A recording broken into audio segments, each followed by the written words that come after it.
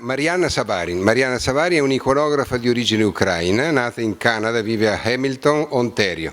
Ha conseguito una laurea in Belle Arti all'Università di Toronto e ha una abilitazione all'insegnamento della Queen's University di Kingston, Ontario. Ha iniziato i suoi studi iconografici a partire dall'89 sotto la direzione di Paul Zimmerman all'Accademia di Arte Sacra in Pennsylvania, USA. In seguito, per 12 anni, ha portato avanti il suo apprendistato con il monaco studita fra Juvenal Makryski. A partire dal 2007 collabora con Don Gianluca Busi.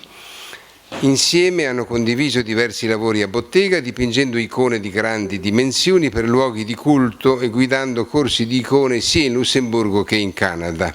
Le opere salienti di Marianna sono l'iconostasi per la chiesa di San Vladimir a Red Deer, Alberta, l'icona del martire Vassil Velichkovsky, custodita nello scrigno a lui dedicato nella chiesa di San Giuseppe a Winnipeg, Manitoba.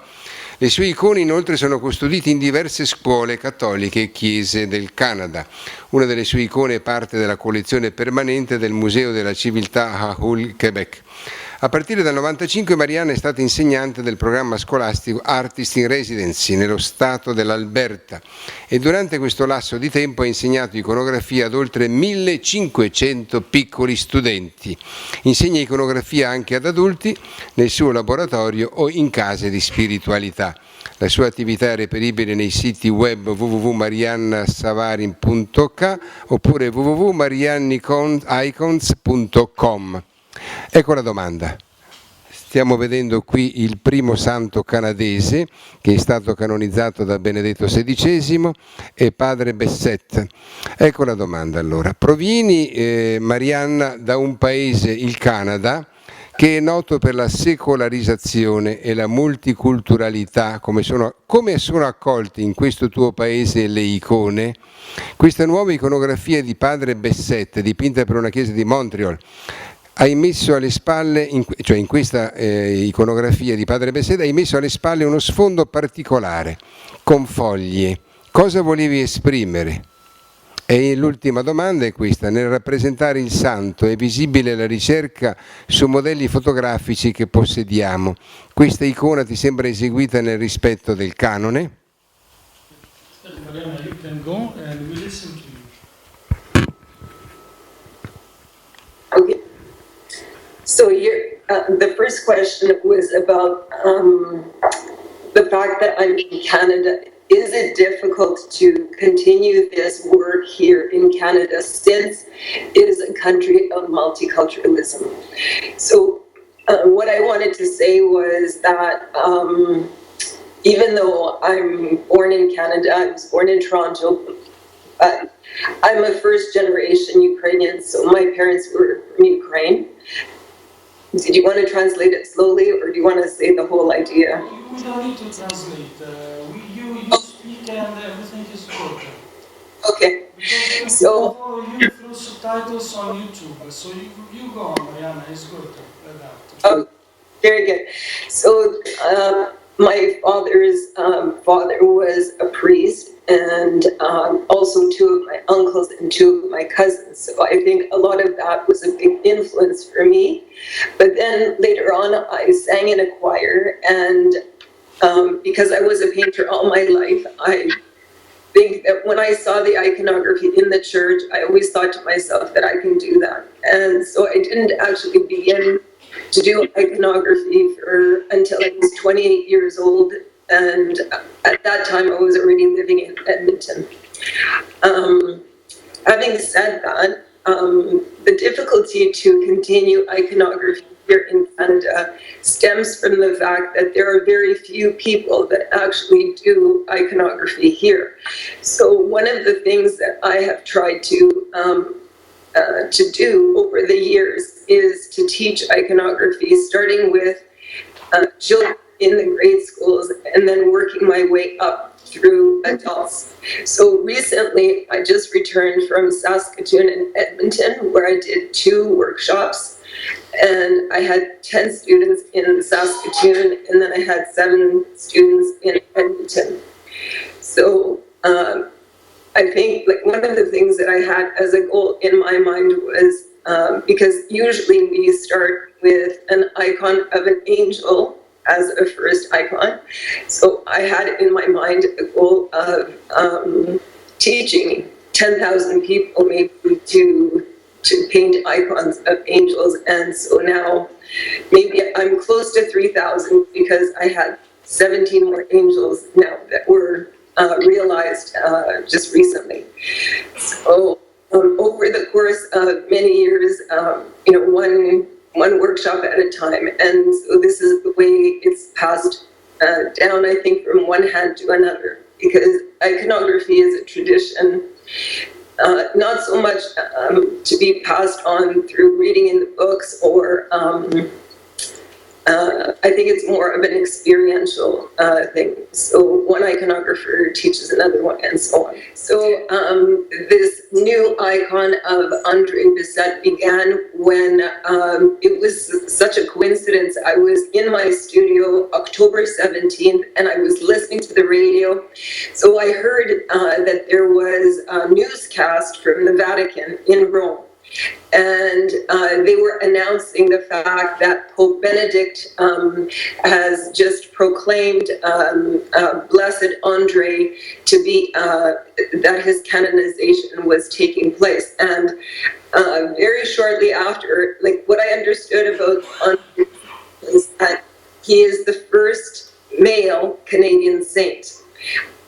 So a couple of months after that, maybe in December, I received a call from a teacher in Edmonton who, in fact, asked me to do an icon of St. Andrei Bissett for a school called J.H. Picard in Edmonton. So this would be a larger icon, or maybe for the entrance of the school. So I thought it was such a coincidence that I listened, to the radio just the very day that it was announced, and I began to do a little bit of research. What I did was I made a trip to Montreal because, of course, he built the Oratory of Saint Joseph in Montreal, and it's located on a hill. It's kind of overlooking Montreal, and it's a very large oratory. So the story about Andrei Bissett is that he was born in 1845, and he was one of 13 children. He was the 9th of 13, and his father was a carpenter, and also he worked in like lumber yards. And tragically, he died in an accident, like when some trees fell on him, his father, when Andre was 9 years old. So because his mother was widowed at such a young age, she was 40 years old, and she couldn't manage so many children. She had 10 children at that time because some died in infancy. So she asked some of her sisters to look after some of them, but she kept Andre with her because when he was born, he had a lot of physical difficulties. So she herself contracted tuberculosis 3 years after Andre's father died. So he was 12 years old when he was orphaned. But then, very shortly after, maybe a few years later, his parish priest actually understood that Andre was and his name at birth was Alfred. So that he was a very a good person, and not just good, but he had a special devotion to his faith. And because of this, his parish priest presented him to the Holy Cross congregation as a candidate but he was rejected initially, and then the Archbishop stepped in and backed him up and said that they should accept him into the order.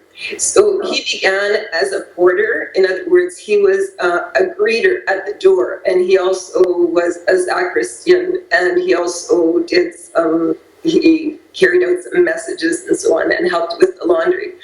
So, but over the course of the years, several years, through his devotion to Saint Joseph, he began to have healing powers, and he would bring oil from the lamp to people who were sick, and he would rub them, maybe if their leg was broken, or maybe because they had cancer or something. And there were several incidents of healing that occurred through this, through the prayer and through the anointing of this oil.